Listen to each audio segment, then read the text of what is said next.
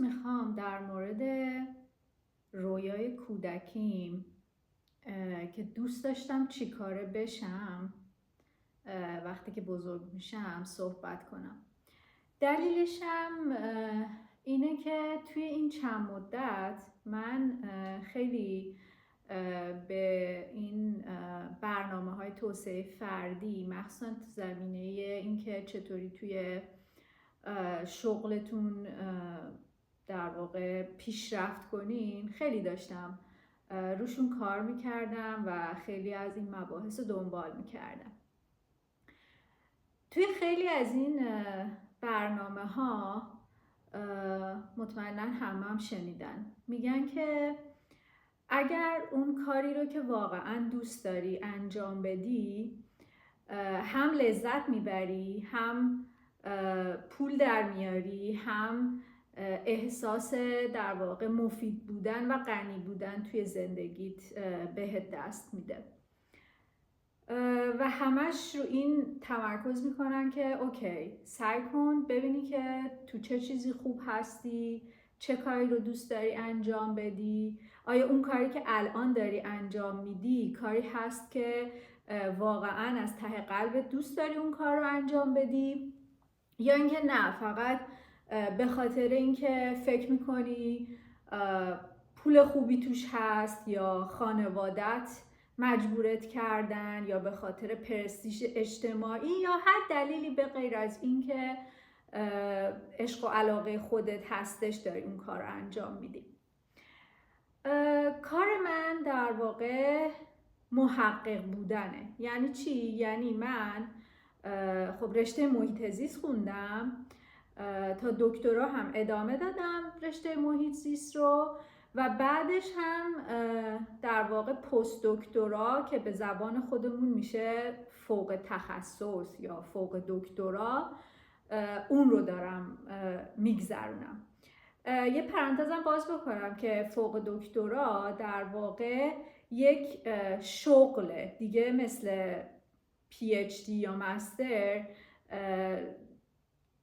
درس خوندن و واحد پاس کردن و پروژه برداشتن و اینا نداره. دقیقا یک شغل در واقع مشخص هستش که حقوق مشخصی هم داره و دیگه کسی به چشم یک دانشجو به شما نگاه نمیکنه.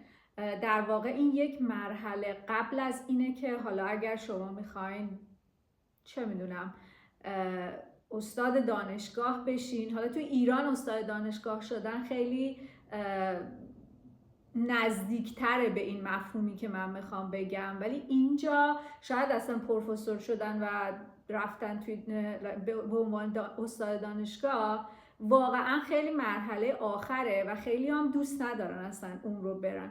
ولی خب توی مؤسسه های تحقیقاتی شما به صورت مثلا اسمش اسوسییت ریسرچر یا گروپ لیدر یا بعدش مثلا دیویژن هد میتونی مثلا اینجوری بری بالا. اولین قدم برای اینکه بخوای این مرحله طی کنی در 99% اوقات فوق دکترا یا پستاک هستش که در واقع تو رو آماده میکنه برای قدم‌های بعدی در واقع رسیدن به اینکه دیگه کامل یه محقق کامل بشی. این پرانتزی بود که الان من چه شغلی دارم. بعد من خود داشتم به این فکر کردم که آیا واقعا من خودم انتخاب کردم؟ خب طبیعتاً برای رسیدن به اینجا من کلی درس خوندم، علاوه بر اون که حالا تا دیپلم خوندم، نمیدونم لیسانس خوندم، ارشد خوندم، خب دکترا خوندم، بعدش الان دارم مثلا مدام هی چیزای جدید یاد میگیرم توی کارم. یعنی یاد گرفتن و یا به اصطلاح خودمون درس خوندن بخشی از کار من هستش و اگر اینجوری بخوام پیش برم این همیشه بخشی از کار من خواهد بود، یادگیری و در واقع میگم من کلمه درس خوندن استفاده میکنم چون ما همیشه توی فرهنگ در واقع تحصیلیمون، حتی اگر تو دانشجو دکترا باشی بازم میگن داری درس میخونی. هیچ کس نمیگه خب داری یه چیزی یاد میگیری. همیشه این درس خوندنه یه چیز بولدی توی ذهن ما هستش. و داره میخواستم ببینم آیا واقعا این همه درس خوندن اول اینکه ارزشش رو داشت و ثانیاً اینکه آیا واقعا چیزی بود که من خودم دوست داشتم و انتخاب کردم یا دلایل دیگه‌ای براش وجود داشتش. حالا چرا من فکر میکردم که ممکنه این درس خوندن رو خودم انتخاب نکرده باشم و دلایل دیگه‌ای داشته باشه؟ یکیش به خاطر این بودش که من موقعی که شروع کردم در واقع به تحصیل توی اول ابتدایی، قبل از اون بابای من به من یاد داده بود که چجوری بخونه، یعنی خوندن رو به من یاد داده بود. نوشتن رو بلد نبودم ولی خوندن رو بلد بودم و بابای من خیلی علاقه خاصی داشت که مثلا من به صورت جهشی بخونم و خیلی زودتر مثلا حالا مراحل درس خوندن اینا رو تموم کنم و پلنش هم برای من بود که پزشک بشم و دیگه کامل، یعنی هر جوره هم من رو برای درس خوندن تشویق میکرد، ساپورت میکرد. یعنی مثلا اگه من یه بار مثلا نمره 20 یعنی همیشه دیگه، حالا چون شاگرد اول کلاس بودم مثلا 20 میگرفتم، میدیدم که حالا خوشحال میشه. خب یعنی چون پدرم پدر ایرانیه دیگه، حالا مثلا اینجوری نبود که خیلی از خودش شروع اشتیاق نشون بده، ولی قشنگ از اون در واقع لحنش، از اون برخوردی که میکرد، من با همون بچگی متوجه میشدم که بابای من از درس خوندن خوشش میاد، حمایت میکنه و وقتی من مثلا بچه درس خونی باشم این حمایت و توجه و دوست داشته شدن رو توسط پدرم میگیرم. یکی از این دلایل این بود که فکر میکردم نکنه من درس خوندن رو انتخاب کردم و دارم ادامهش میدم فقط به خاطر اینکه توی بچگی احساس کردم که یه تأییدی از طرف پدرم دارم میگیرم. خب اگر اینجور باشه، خب من دیگه الان که تأییدی، درسته همیشه پدر من رو تشویق میکنه، همیشه در واقع بهم میگه که اوکی مثلا آفرین که این کارو کردی و تأیید رو میده، ولی دیگه واقعا از یه سنی به بعد دیگه آدم اونقدی دنبال تأیید دیگران، مخصوصا تأیید مثلا حالا پدرش، مادرش، نمیدونم دوستاش و اینا نیست دیگه. دوست داره یه کاری رو برای دل خودش انجام بده، چون میبینه که اوکی حتی اگر تو اون کار رو هم انجام ندی، تو پدر مادر تو رو دوست دارن، تو رو فقط دوست ندارن به خاطر اینکه درس میخونی، تو رو دوست دارن به خاطر اینکه تو هستی. حالا ممکنه یک کم بیشتر خوشحال بشن اگر تو درس بخونی. یه دلیلش این بود. دلیل دومش این بود که آقا ما هر موقع تو این 20 و خورده ای سال که در حال تحصیل بودیم، من میگفتم که مثلا دارم درس میخونم یا میخوام درس بخونم،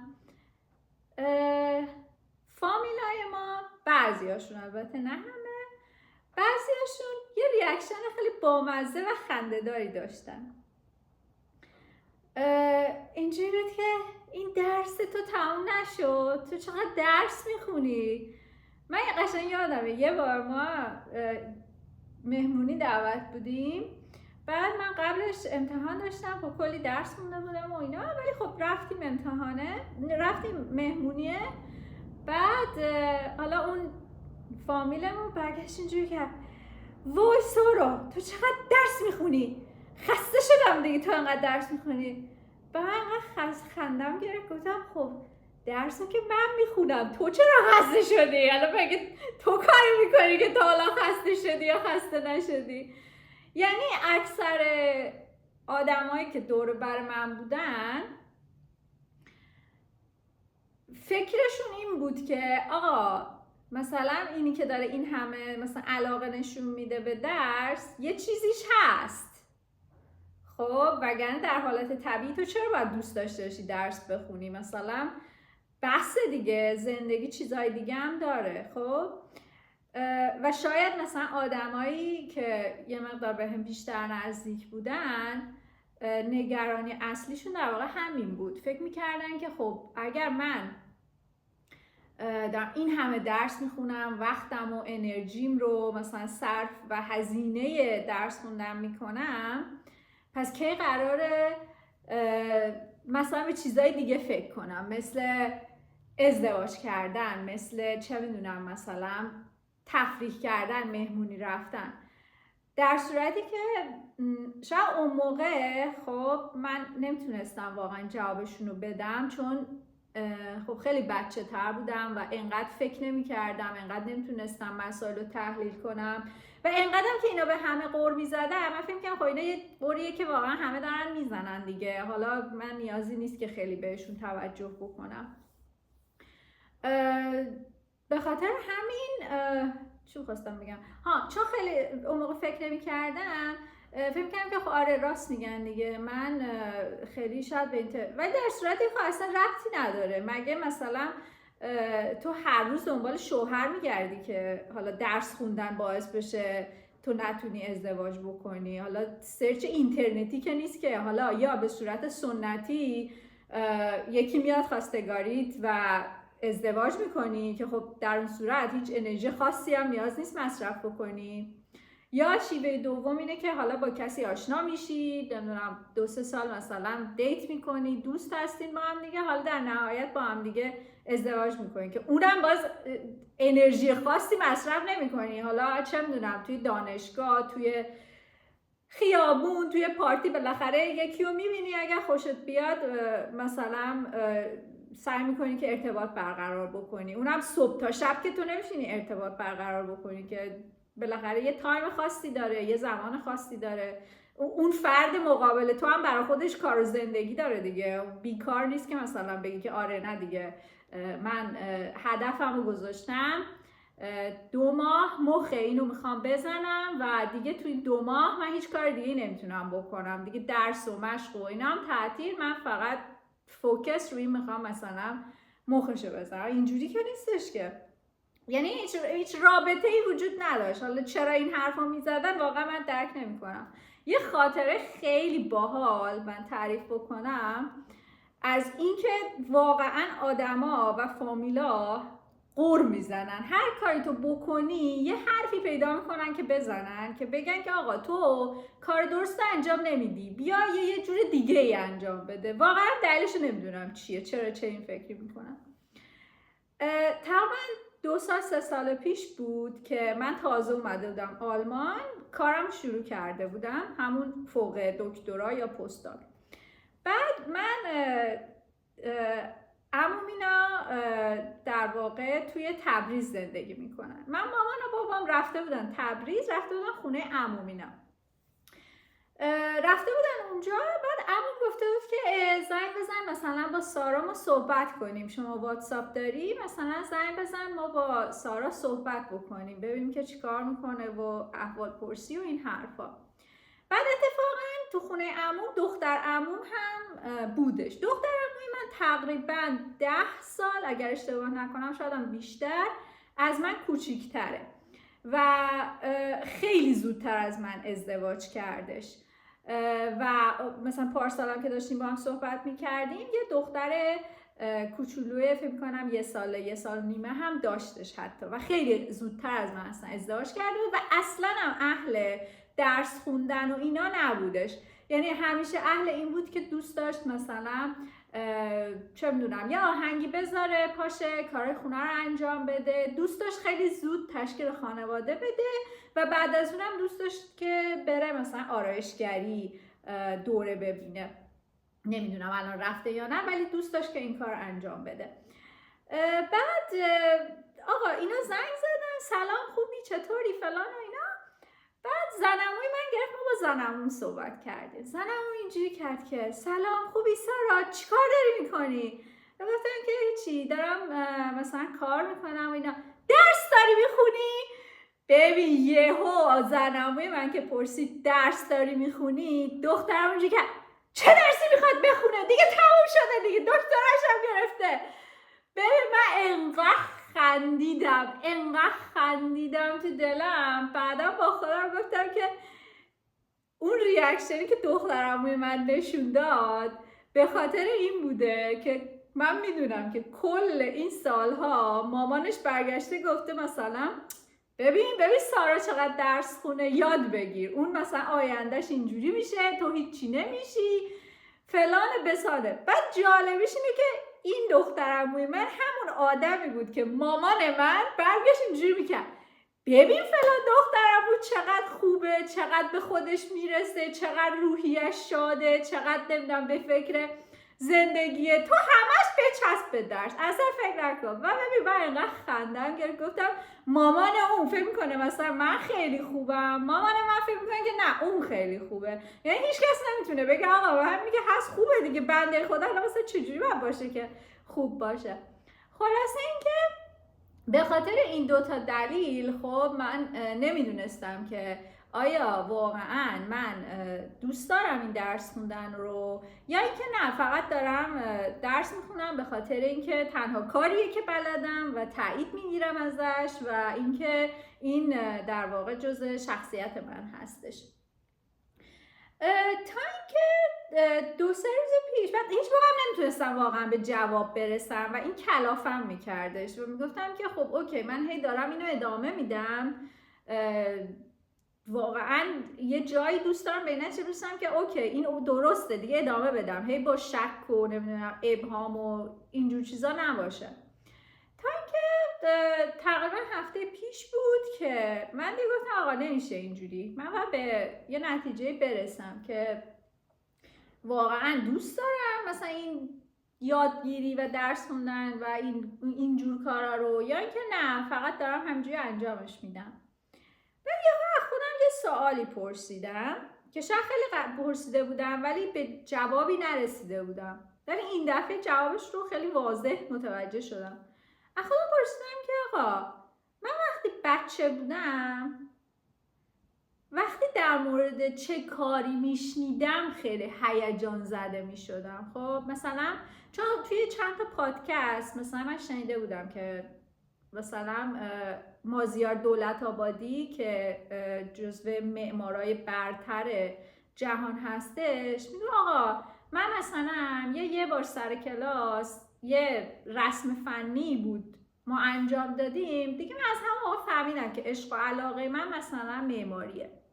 یا کسای دیگه بودن میگه آقا مثلا من اولین باری که نخ و سوزنی گرفتم دستم مثلا فهمیدم که آقا من علاقه خاصی دارم به اینکه مثلا خیاطی بکنم. یا یکی میگه آقا من از بچگی واقعا دوست داشتم معلم بشم، اینی که به دیگران چیزی رو یاد بدم خیلی مثلا برام خوشایند بود. من فکرم که آقا من چه چیزی واقعا اون احساس اکسایتد رو در من برانگیخته میکنه که آقا من میخوام این بشم، این شغل مال منه.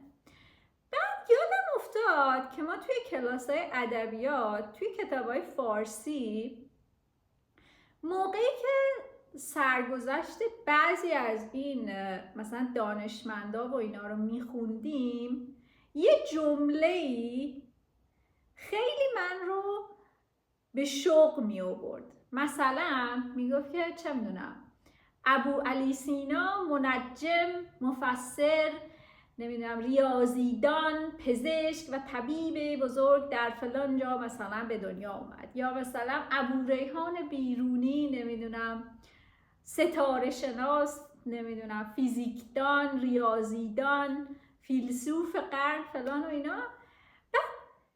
من فهمیدم که آقا من بچه که بودم وقتی این جمله رو میخوندم میگم منم میخوام این شکلی باشم، منم مثلا میخوام هم ریاضیدان باشم، هم فیزیکدان باشم، هم منجم باشم، هم یعنی قشنگ یادمه بعد حتی موقعی که ما توی دبیرستان بودیم یک سرگذشت نامه ای رو در زندگی نامه ای رو من داشتم میخوندم در مورد حسن آملی something like that. یه ملایی که حالا ملای خیلی قدیم بود که این حتی علاوه بر این که مثلا به علم چی میگن، علم اسلام یا علم نمیدونم اسمش چیه، الهیات خیلی تبحر داشت، خیلی هم این در مورد مثلا فیزیک میدونست، خیلی مثلا در مورد طب میدونست، خیلی چیزا. و این خیلی همیشه توی من یک شوق زیادی رو ایجاد که چه باحال، ای کاش مثلا منم این شکلی بودم، منم همه اینا رو بلد بودم. بعد به خودم گفتم که خب ببین من دقیقا هم اونجا هستم، چرا انقدر دارم به خودم سخت میگیرم؟ درسته حالا من همه این عنوان ها نیستم، من همه فیلسوف، ریاضیدان، فیزیکدان، فلان دان نیستم، ولی واقعا توی جایی که دارم کار میکنم و جالبش اینه که توی زمینه‌ای که من دارم کار میکنم من بین رشته‌ای هستم، یعنی لازمه 3 تا رشته مختلف رو بدونم، حداقل یکیش رو در حد خوب بدونم و 2 تای دیگر رو در حدی که بتونم کارم رو انجام بدم و نتایجم رو تحلیل کنم باید بدونم. و خب من دارم اونجوری زندگی میکنم، خب اون چیزی که توی ذهنم هست رو بهش رسیدم، چرا به خودم سخت میگیرم که نه حتما باید مثلا ببینم آیا این شغل رو من دوست دارم یا دوست ندارم.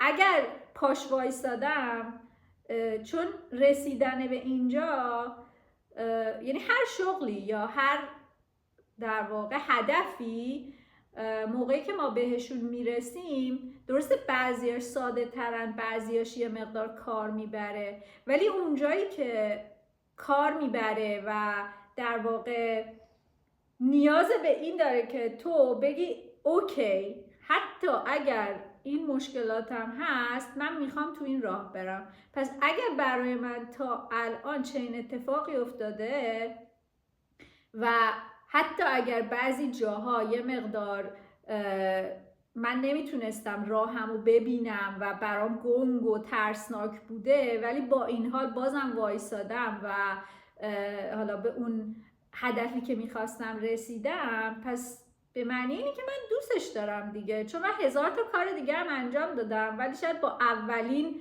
مثلا نمیشه یا اولین سختی که برام پیش اومده ولش کردم، با ولم کن تو خدا این چیه دیگه، حالا نمیخوام انجامش بدم. خب بس معلومه که اگه من این همه ایستادگی کردم و ادامه دادم، این خواسته درونی من بوده که من براش وقت گذاشتم.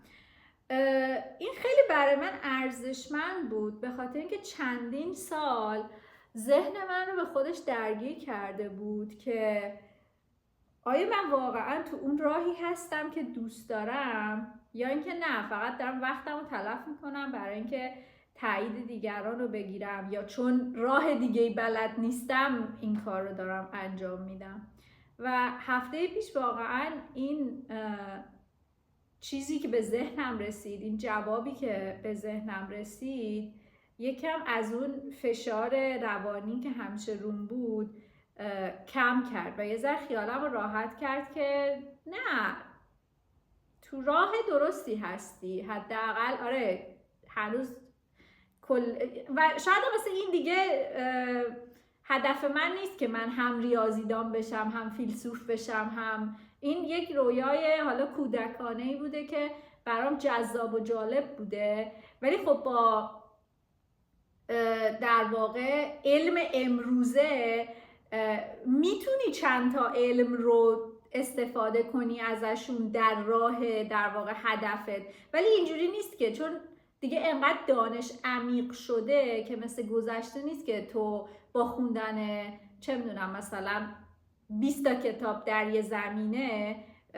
متوجه این بشی که چه علمی مثلا بگن بهت تو عالم مثلا این رشته هستی. من هدف اونجوری دیگه ندارم که بخوام نمیدونم همه عنوانها رو کسب بکنم، ولی حداقلش اینه که میدونم که اوکی این چیزیه که من رو به شوق میاره و جاهایی که نیاز هست من پایداری کنم و در واقع چی میگن مصر باشم توی هدفم، این شوق باعث میشه که من تو این مسیر باقی بمونم. و این واقعا دستاورد خیلی خوبی بود برای من، از فکر کردن به این که آیا کاری که انجام میدم اون کاریه که دوست دارم یا نه. و فکر میکنم که آره، اون کاری که دارم انجام میدم و این همه سال در واقع ادامهش دادم واقعا کاریه که دوست دارم انجام بدم. حالا شاید هنوز جا داره برای اینکه ببینم تو کدوم قسمت میخوام خیلی عمیق بشم و خیلی دیگه تا تهش برم. برای اون منظور هنوز اول راه هستم، ولی اینکه تو چرایی هستم به نظر من توی راه درستی هستم و خب خدا رو هم شکر میکنم برای این قضیه. امیدوارم که شما هر کاری که توی زندگیتون انجام میدین از روی عشق و علاقتون باشه و شاید شما هم به این فکر کنید که کاری که دارین انجام میدین از روی عشق و علاقتونه یا فقط برای اینه که بلدین اون کار رو انجام بدید، یا فکر میکنین که دیگران چون تایید دیگران رو میگیرین دارین اون کار رو انجام میدین. ولی به نظرم کار مهمتر اینه که فکر کنین که شاید از کاری که دارین میکنین بدتون میاد، به خاطر اینکه دیگران از کاری که شما دارین میکنین بدشون میاد. برای من این بود، من شک داشتم چون دیگران از کاری که من میکردم بدشون میومد، یا حالا شاید نگیم بدشون میومد، دیدگاه منفی داشتن نسبت بهش و به این فکر نمی کردن که خب هر شغلی، هر راهی یک مسیریه که تو رو حالا به یه سری اهداف میرسونه، هیچ فرق خاصی نمیکنه. و همین دیگه، ممنون که گوش کردین. خداحافظ، روزتون بخیر.